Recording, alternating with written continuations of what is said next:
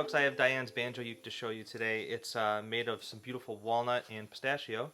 The walnut is some old air-dried straight grain walnut I got from my friend Kath from Vashon Island up in Washington. And it really just looks beautiful in its simplicity. And then some nice pistachio for fretboard and headplate and trim. And we've got a little maple butterfly inlaid for her on the headstock there. That's a new skill set for me. I'm working on it, and it's been pretty fun to figure out how to do some inlay but still kind of match my aesthetic. Yeah, it's got a little scoop here for ease of claw hammer playing, or some people just like to strum there.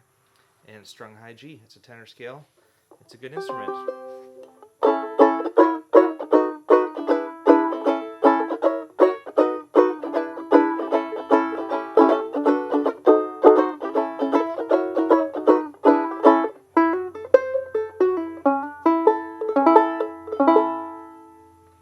Yep, number 699.